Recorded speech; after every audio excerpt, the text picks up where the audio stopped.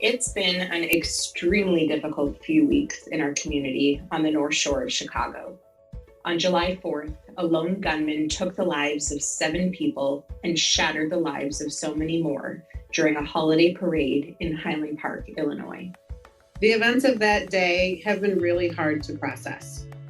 As the effects of the trauma become everyday realities for our community, our mission at Catch only becomes clearer and our dedication to it that much stronger. Welcome. I'm Amy, the founder and executive director of Catch, Community Action Together for Children's Health, based in Chicago's north suburbs. And I'm Lisa. I'm a licensed clinical psychologist, a Catch board member, and the liaison between Catch and the mental health providers in our community. Together, we are the hosts of Parenting the Mental Health Generation, a podcast where we discuss topics related to parenting kids struggling with their mental health. We are feeling empowered by the even more pressing mental health needs of our community. So today, we're not hosting a guest, but instead, we thought we'd take this time to invite you to get to know us a little better. Put in your earbuds and take 30 minutes for you. Join our conversation while Lisa and I give you a glimpse into who we are, why we are here, and what drives us to volunteer for Catch. For our listeners who don't know, we live about 5 miles from Highland Park, Illinois, and 3 weeks ago, this unspeakably horrifying thing happened there. People who we know personally, people who we love, were at that parade where a lone gunman opened fire and killed and wounded innocent people in our community. We are reeling, we're feeling traumatized, we're scared, our sense of safety has been shattered, and as a community, we're just hurting right now. Yeah, I couldn't agree more, Lisa. I find myself frightened that my kid is going to Lollapalooza next weekend. I don't want him to go. Mm-hmm. Never felt like that before. Go ahead. No, everything feels different. And I think that it's important for our podcast community to understand that we're coming to you today from an environment that we've never felt before, for sure. Absolutely. As a parent to young children, I feel that deeply. I feel worried about things I've never even thought about before. What grocery store I'm stepping into, sending them back to school this fall. It just all feels strange. I will say at the same time, though, it's been pretty incredible to see the response that our community has had, the way we've come together, the way that not only those first responders, but the mental health community has just united as one to support everyone in need. And it's brought light in some very serious darkness. Yeah, I'm glad that you brought that up. And it's a good segue into what I think we're going to get into during this podcast today. A lot of people are saying that they have never seen our community as strongly together as they have in the last 3 weeks. And it's important that we keep that momentum going, I think, because trauma of this kind in particular is going to be with us for a long time to come. So I feel invigorated and empowered to continue our work at Catch in an even more energized way. I also feel like somehow the walls around the mental health and the stigma associated with it just crumbled in a really beautiful way. It seems like it feels normal now and necessary for people to be reaching out. And I think that also helps our mission and also sort of brought us to the table of like, this is what we've been trying to do, and here we are. And so how do we capitalize on that momentum to make sure that we don't lose that, to make sure that mental health remains at the forefront? And it brings me back to just thinking about how you and I met and how Catch started, which was, a story you have to share because I wasn't there in its infancy. And wait, did we meet first at the public library in Northbrook? Is that the first time that you? We absolutely did. think Catch at that point was a little over a year old. But yes, when I joined, a colleague had actually shared a presentation that they were doing for Catch. And I saw the topic and I saw the mission, and it felt important to me right away. Important to me as a clinician, important to me as a parent of two young kids. And so I showed up. I showed up at the library. I remember that meeting because I think there were about 20 people there, which at the time was, 4 times as many people as I'd ever had at a Catch meeting. And I did not know what to do with everybody. I think we went around the table and everyone sort of shared. And then I was like, not really sure what to do next. So I'm glad you continue to engage and now you're part of the board. So yay us. Yeah, no, I remember also leaving that meeting, having absolutely no idea when and where and how I could help, but having a deep sense inside of my stomach that this was important. This is the real work. This is the mission. This is what filled my cup up when I'm feeling depleted. And this is how I'm going to help make our community stronger and healthier and safer in a lot of ways for my, at the time, 1 little boy and now 2 little boys to grow up in. I remember one of the first conversations that you and I had, and I don't recall the circumstances, but it was striking to me because you came to Catch with a young son. I don't know, how old was Benji then? He was 1. And so you came in some ways out of fear or out of an interest in ensuring that the future for your children in our community would be one in which mental health was prioritized and important. Yeah. And I came to Catch having been through a difficult journey with my daughter, who at the time that I met you, I guess she was 18. Mm-hmm. And I already had an understanding that our community needed a Catch and a place where parents could come to talk, discuss, learn about their kids' mental health journeys. So we literally came from opposite sides, and look at us now. We're podcasters. Nothing is going to break this relationship apart, that's for sure. But just to give our listeners a real quick background of how Catch started and why Lisa came to the library that night. Catch started 4 years ago. It'll be 4 years in October, because my daughter was in recovery from anxiety, depressive disorder, and severe anorexia. And during that journey, my husband and I felt extremely alone and had trouble navigating the school systems as my daughter was in and out of treatment and working hard to stay alive, literally. And I just pulled my old preschool group together, my old preschool mom group, in my living room and said, we got to do something. We got to make something in this town for parents and kids. And we got to make this town, this community, think about mental health, look through the lens of mental health when they're making decisions. And my friends all nodded and off we went. And I guess it was about a year later, like you said, that you joined us at that chaotic meeting where I didn't really know what I was doing. Look at you now. And I'm really, really glad you did, because you've become an integral part of who we are. And all of the board members lean on your expertise to help us and guide us when we're nurturing our community.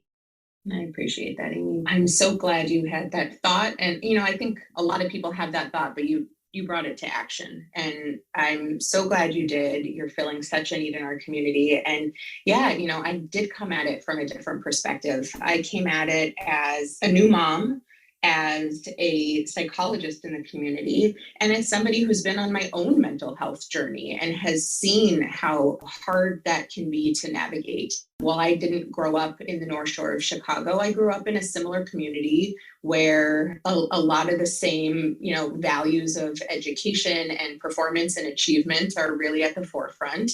I get to see every day at work the impact that can have on our kids, and I don't love it. I don't love it. And I want to be a part of bigger change. And I remember a story very distinctly where my son, who was about 16 months old at the time and was in daycare, I was talking to a friend of mine who had a similarly aged child at a different daycare. And she says to me, "You won't believe it, my kid is coming home starting to recognize his letters. How cool is that? The school told me he's going to be a reader by the time he's 3. And I just remember my heart sinking down into my chest and feeling a flood of different emotions. It was in part this anger of, how in the world could we think that this is the important thing to be focusing on now? My kid is learning how to play with other kids and how to be free and how to socialize, and these are the important things. And yet, I also started to worry. I found the amygdala inside of me just panicking about, oh my God, is my kid going to be behind if my daycare is not teaching him the letters? And it can. You found yourself getting on that treadmill. Yeah. That so many people in our community hop onto and never get off. Never get off. At the ripe age of 1, I started to feel it. And what a rough place is that to be as a parent raising a child, as a child growing up in that environment. And I know what that turns into. I know what that looks like. And I know that I want more for my children. My son is now almost 5, and I've got a second son who's 1. And I am very intentional about trying to parent with the values of community, of mental health, of openness and honesty and friendship and relationships, and knowing that the academics will come in their own time if we make sure not to make them too important. It's a big thing. It brings me a lot of joy, Lisa, to hear you say that, because one of the things that I felt so strongly about when I was noodling on this whole idea of a catch was to help young parents understand what really matters. It's easy for me to talk and to tell you, perspective wise, my son is 25 years old now. My daughter is now 21. I do have the gift of being able to look back. And it's absolutely true that without a doubt, academic progress and athletic prowess and success at playing your saxophone and all of those things are absolutely less important than a sense of confidence, a sense of safety, a sense of being loved, a sense of being good enough in whatever you are, wherever you are. There is no question about it. I'm glad that you're here and that you're thinking about those things for your boys, because I think they'll be stronger for it. That's the dream. So yeah, that's the plan. I know we sort of quip about how Catch started in your living room and it was small, and here you are about to celebrate year 4, and my has it grown. Can you share a little bit about some of the cool things we're doing as a team? Absolutely. Why don't we start with this very podcast? Let's do it. I think we're about to celebrate our first anniversary here. Yeah. Our first entire season of 7 or 8 episodes, I think. We decided to start podcasting in an attempt to bring our information and our message to as many people as we can. And by the way, we have folks from all over the world who listen. We wanted to bring it to folks in sort of a conversational, easy to digest manner. Because, let's get real. Volunteering or working as you do in the field of mental health can be very heavy. And, we're experiencing an especially heavy period in our community right now. But these are not easy topics. And it's hard to see our kids struggle. It's hard to see our friends and our community as a whole struggle with their mental health. This podcast kind of lets us bring information to people and experts to people in a way that feels a little bit comforting, a little bit comfortable. At least I hope so. I find that listening to podcasts is actually the easiest way for me to take in information now, whether it's on my drive to and from work or while I'm walking my dog.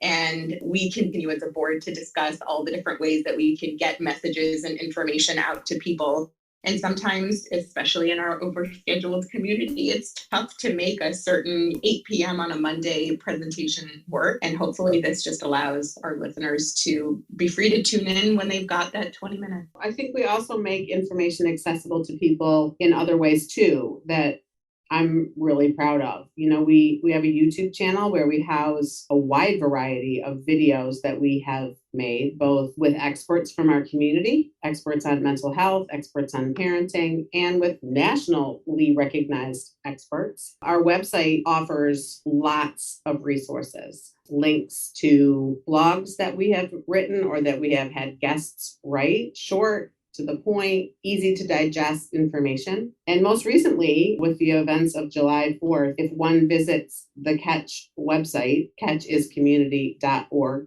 you can access a very extensive list of trauma-informed therapists whom we have contacted and who are ready and available to help anyone that needs it in the aftermath of the July 4th events. And I think one of the things that's really at the heart of Catch and that I hope can grow even further and become even more accessible to people is our parent support network. We offer Parents Connect groups, small groups of parents coming together to share, support, confidentially talk about what's going on in their families and with their kids. While it would have been difficult for me to join one of those in the throes of my daughter's illness, it would have been extraordinarily helpful. I would realize I wasn't as alone as I felt I was. And there's a lot of sharing back and forth about resources and information and things to try. We keep hearing over and over again, it seems, that parents on the journey of their kids' mental health struggles feel so alone. And even if they have incredible support networks in general, they have their own family members, they have their own friends, unless somebody is dealing with a similar type of situation, it just not as helpful to talk to them, and it still feels so lonely. And I think that's really been such a saving grace for a lot of parents who have found us, to just have other parents to talk to who get it, who've been on the journey, who are on the journey, so that they don't feel alone. I think it's important to let our listeners know that the Catch board is made up of 6 people and myself, the director of Catch, all of whom came to Catch because of a mental health journey of their own, either with their family or their own journey. We are a group of people passionate about erasing the stigma of mental illness so that everyone can find help without fear, without shame.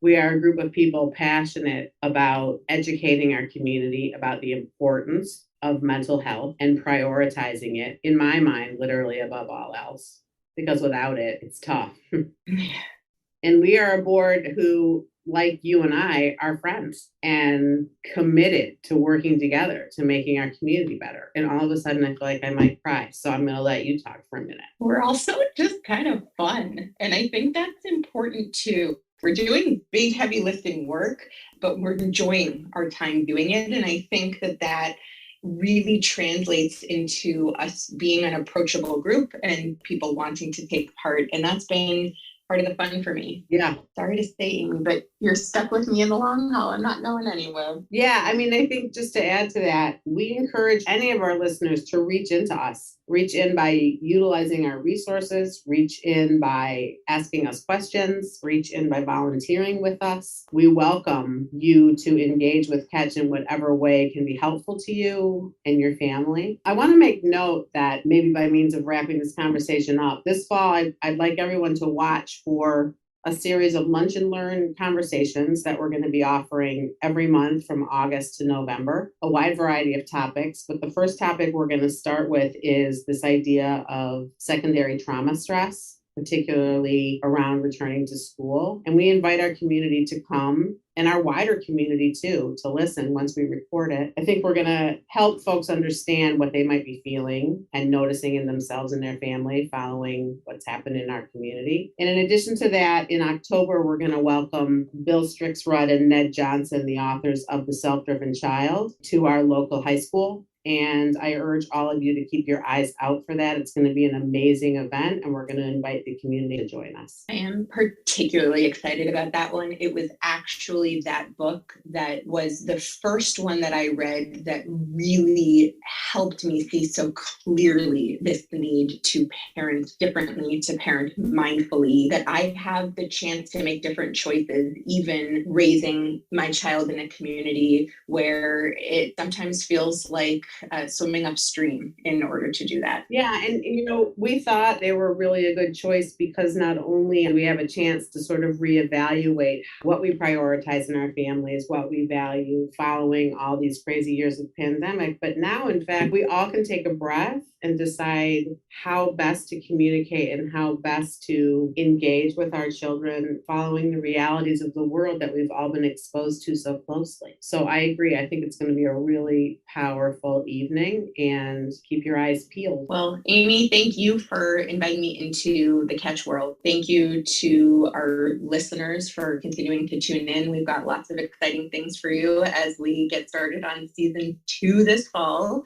And we're just excited to have you on board for this journey. This was great, Lisa. Thank you so much. All right. And I didn't even bring up the time you fell right out of your chair. Not funny. That's for a different episode. Clumsy moves. Lisa, I know that you could not wait to tell our listeners about the chair story, but maybe instead, as we end our podcast today, you could remind them about the last episode of this season, which is going to come out in early August. Yes, very excited about that one. In that episode, Amy, you and I sit down with a rising college sophomore and his mom as they talk very candidly and openly about his mental health journey while navigating his freshman year at school. It's timely. It's going to be especially relevant for all you families that are going to be sending kids off to college either for the first time or second or third. Yep. Tune in. Thanks for joining us today.